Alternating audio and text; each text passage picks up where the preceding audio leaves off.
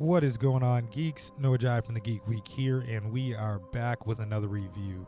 Today we'll be going over an absolute gem from Netflix back in November. My Damon, written by Hirotaka Adachi, takes you on an intriguing fantasy adventure that's not quite anime, not quite science fiction, but a satisfying blend of both. It feels like I can't say this enough, but 2023 was a very, very good year for animated television shows, with things like Pantheon Season 2, Scavenger's Reign, and Blue Eye Samurai, just to name a few. My Damon is no different, and its ambitious blend of CGI and hand-drawn art really stands out, and will likely have you drawn in within the first few minutes. Personally, as an anime old-timer, I don't think I'll ever not find CGI initially jarring, but I find with shows that blend both hand-drawn art and computer-generated art well, some really great animation can be made. The studio behind this work of art is Igloo, headed by the director of the show. And to those who say I don't cover enough Netflix shows, here we are. Anywho, we're here for one thing and one thing only. Let's dive in to My Damon.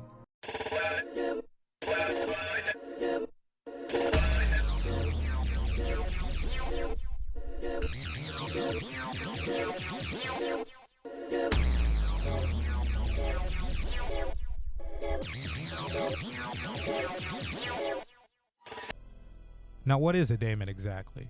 Well, technically speaking, our story takes place in Tokyo after the occurrence of a nuclear disaster, during which sand particles tainted by the nuclear explosion, that the show later dubs hell-tainted grains of sand, are what develop into the daemon species.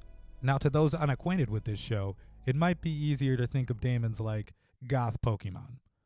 Yeah, that works. Goth Pokemon, in the sense that they're a bit darker and edgier than Pokemon, but much like the famous anime critters, they are not innately good or bad.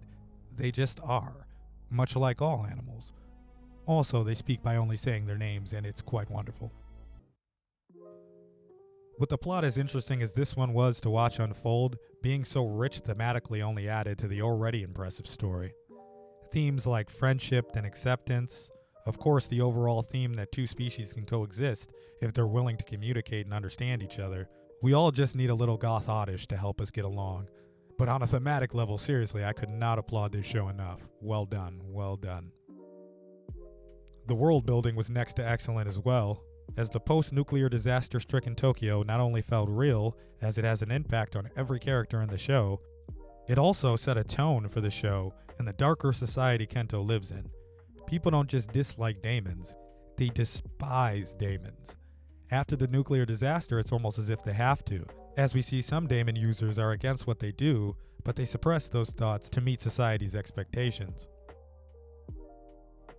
The character writing was wonderful as well, as each of the characters introduced had multiple layers, and it was all a result of the world building, to be honest.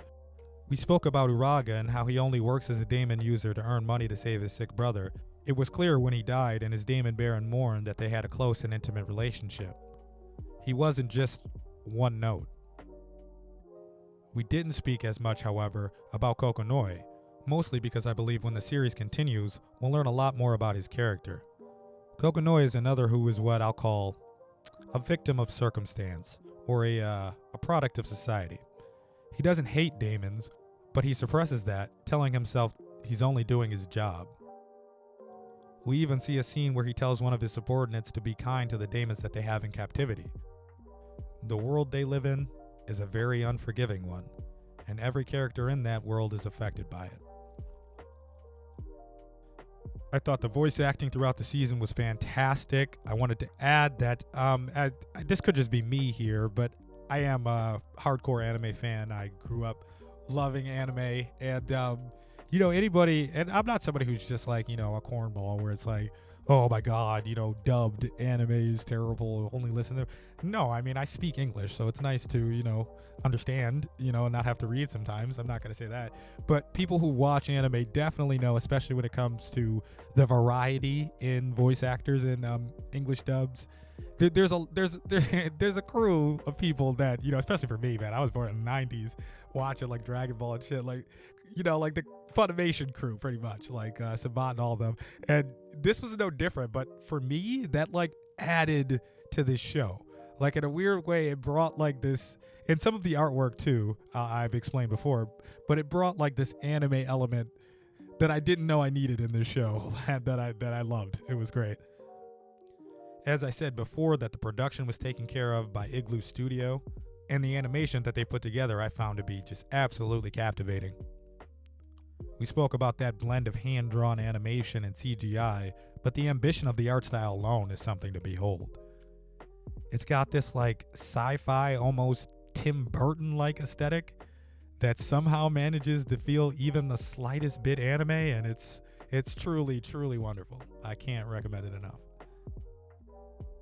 Watching the friendship between Kento and Anna and the journey that they would embark on was honestly beautiful. The only question is, will there be more? As of right now, I do not have a confirm on the date or even a confirm on season 2 pickup.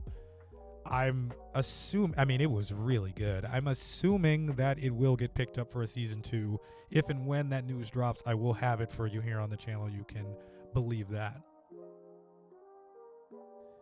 And to be perfectly honest, guys, I really haven't even like touched the surface level of the detail that went into each Daemon species or any of like the art sets, like the scenery in the show. It was incredible. It was absolutely incredible. Like when we brought up the giant spider Daemon O, I didn't mention O got so big by eating other daemons. I also didn't even mention the fact that O destroyed an entire city and kept the castle as a part of its body. I mean, it was just absolutely sick. His web with all of its collection, sick. Just so great, so great. Couldn't recommend enough. I mean, this beautiful Tim Burton-y sci-fi anime classic called My Damon gets a 9.2 out of 10. As always, guys, don't forget to like, share, subscribe if you like videos like this one. And if you feel so inclined, please donate on our Patreon. It helps give me the time to make more videos like this one, and I'd like to be doing this full time. That'd be wonderful. But as always, guys, thank you for watching, and I'll catch you in the next one. Peace.